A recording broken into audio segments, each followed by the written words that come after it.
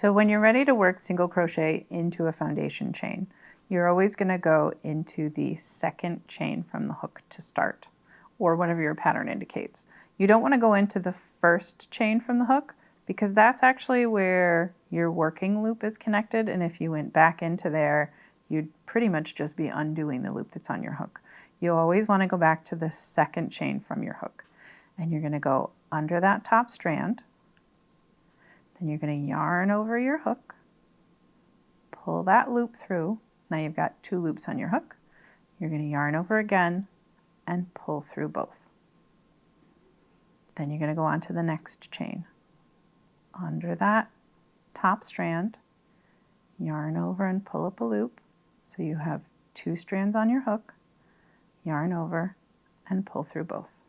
And you're going to continue that way across your whole chain.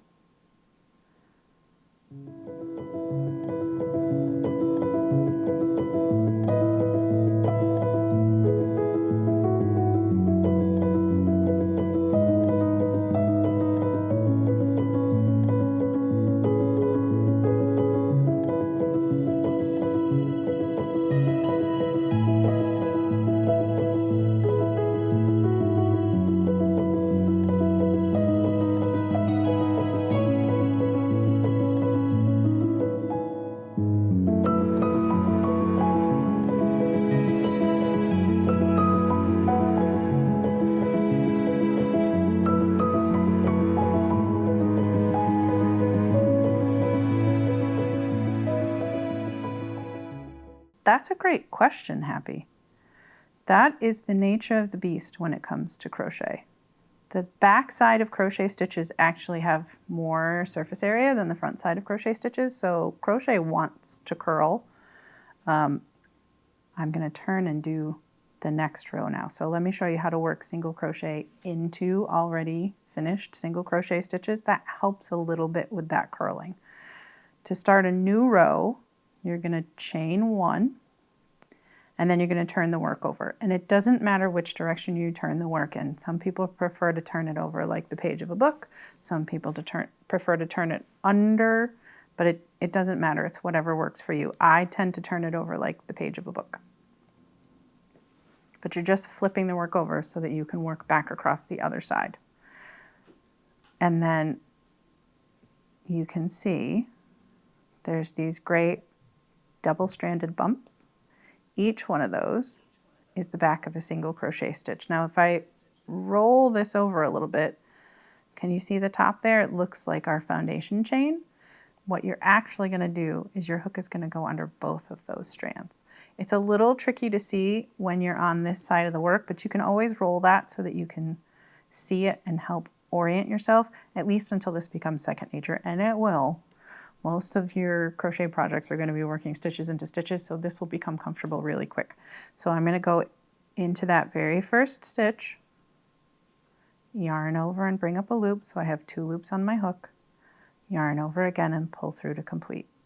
And I'm going to continue to work that way across this row, single crocheting in every stitch.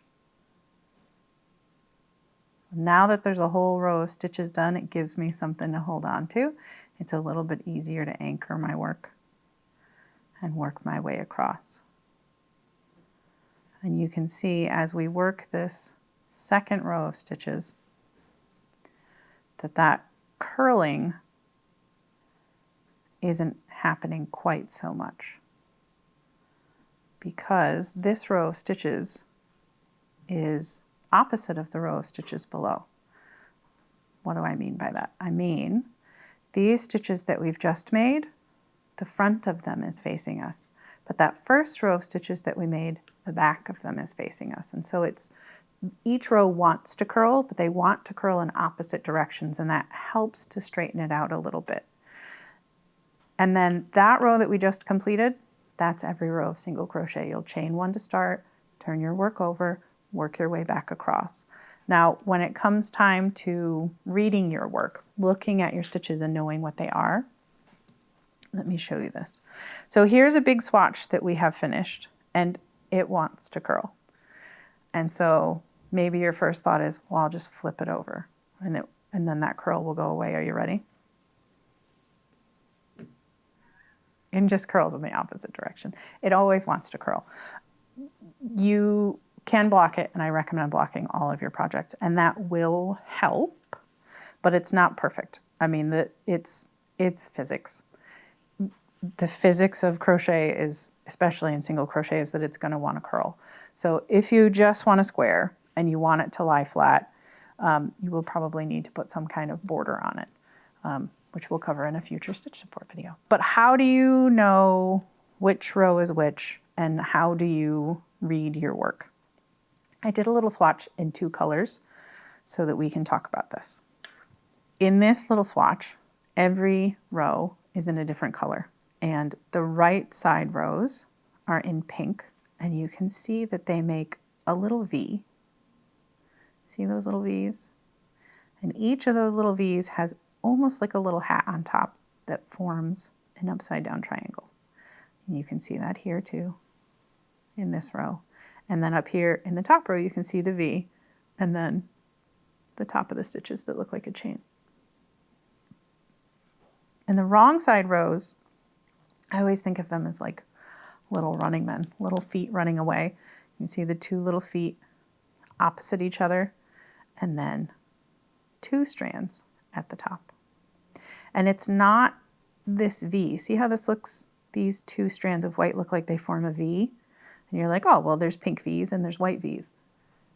That V is a half of the stitch on this side and a half of the stitch on that side. The wrong side row stitch splits. It almost looks like a pi symbol, like the mathematical pi with the 2 legs and that line at the top.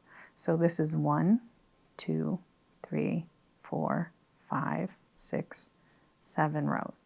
If I go back to this swatch that's all the same color, those stitch structures are there when you know what to look for. And so the first thing I look for, and I've been crocheting for years and years, decades, the first thing I look for is this row of what looks like a running stitch. See how they all line up? That is the top of a wrong side row. See the 2 little legs? See that pie shape? So I know that that is the top of a wrong side row. So right above it will be the V of the right side row, and above that, the legs and top of another wrong side row. So that's that right there. That ridge tells me it's the top of a wrong side row. And so then I can count. If I come all the way down here, that ridge is down here too. So I know that's a wrong side row. So that's 1, 2, 3, 4, 5, 6, and so on. That's single crochet.